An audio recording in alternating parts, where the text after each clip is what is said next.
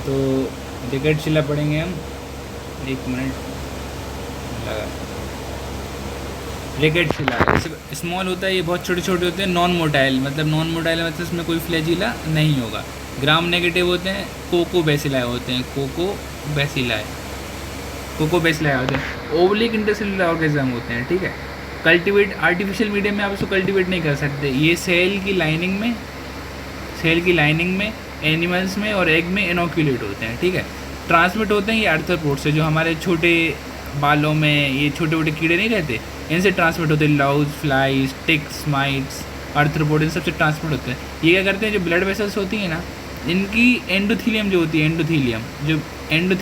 है, उसको डैमेज करते हैं, ठीक है।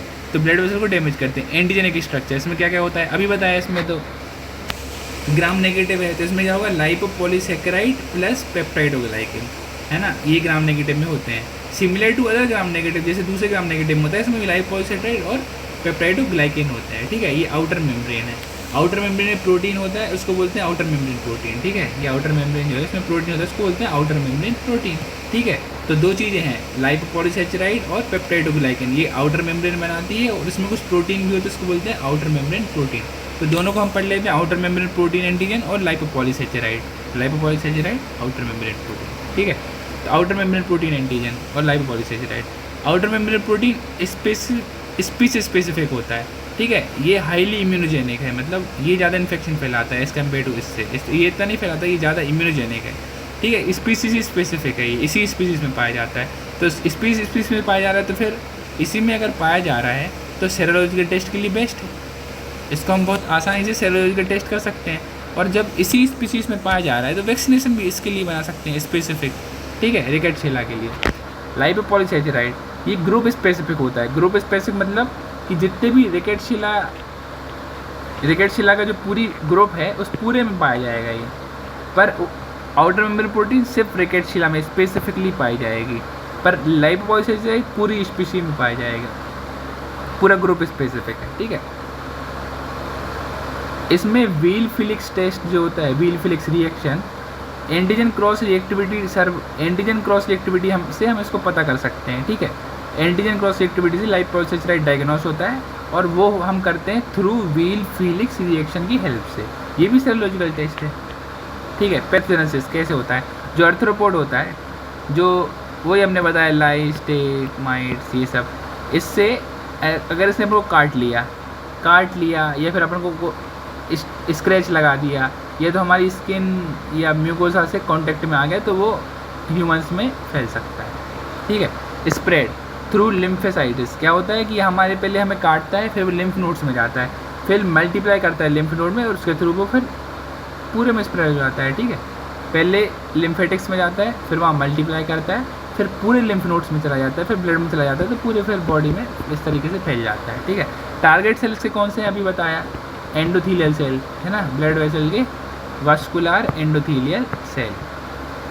पैथोजेनेसिस ये क्या करते हैं, जो रिकेट्शिला होता है ना, जो ये वास्कुलर एंडोथीलियम है, इसमें आउटर मेम्ब्रेन प्रोटीन ए और आउटर मेम्ब्रेन प्रोटीन बी निकालते हैं, ठीक है। इससे क्या होता है, ये डैमेज होती है। अब देखो बताता हूँ कैसे होता है। जो रिकेट्शिला है वो क्या कर रहा है, इससे अडेयर कर गया, दिख रहे हैं आप, इससे एंडोथीलियम की जो लेयर है, इससे रिकेट्शिला अडेयर कर गया। जैसे ही रिकेट्शिला अडेयर करा एंडोथीलियम सेल पे, उसने दो चीज़ निकाली, outer membrane protein A, outer membrane protein B.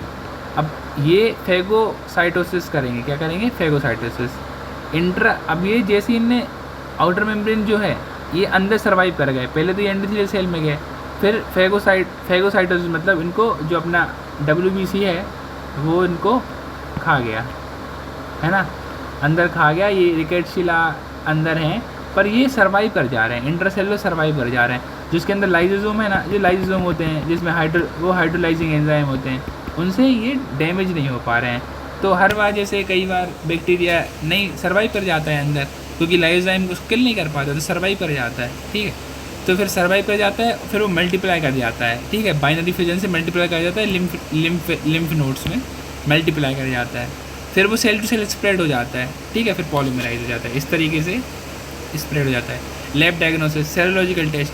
अभी बताया सेरोलॉजिकल व्हील फ्लिक्स करते हैं किसके लिए, लाइपोपॉलीसैचराइड के लिए, ठीक है। ये नॉन स्पेसिफिक है, पर जो स्पेसिफिक टेस्ट भी होते हैं, है ना। अब Weil Felix test, Weil Felix में क्या होता है, हेट्रोफाइल एग्लूटिनेशन टेस्ट है ये, है ना। एग्लूटिनेशन टेस्ट है एक तो व्हील फ्लिक्स, पर हेट्रोफाइल वाला, ठीक है। कि हाई बहुत ज़्यादा सेंसिटिव हो और बहुत ज़्यादा स्पेसिफिक हो, ऐसा नहीं है, ये लैग करता है, सेंसिटिविटी स्पेसिफिसिटी लैग करता है। इसमें क्या होता है, जो एल्कलाइन लाइपोपॉलीसैचराइड हम डायग्नोस करते हैं, डिटेक्ट करते हैं, सॉरी, एल्कलाइन स्टेबल लाइपोपॉलीसैचराइड एंटीजन, इसको डिटेक्ट करते हैं प्रोटीएस एंटीजन के थ्रू, ठीक है। इसका प्रोसीजर है, ये अग्लूटिनेशन टेस्ट है ना, हेट्रोफाइल टेस्ट, तो ये आता है ट्यूब अग्लूटिनेशन टेस्ट के अंदर। अब टाइटर 1:2 अगर 80 है तो पॉजिटिव है, ठीक है। अब ये हो गया नॉन स्पेसिफिक, व्हील फ्लिक्स क्या है, नॉन स्पेसिफिक है। अब आते हैं स्पेसिफिक टेस्ट पे। स्पेसिफिक में दो हैं, इनडायरेक्ट इम्यूनोफ्लोरेसेंस ऐसे और एलिसा। इनडायरेक्ट इम्यूनोफ्लोरेसेंस ऐसे गोल्ड स्टैंडर्ड है, बहुत अच्छा टेस्ट है। इसमें अगर रेशियो 1:64 से मोर देन इक्वल भी आ गया तो ये पॉजिटिव है, ठीक है।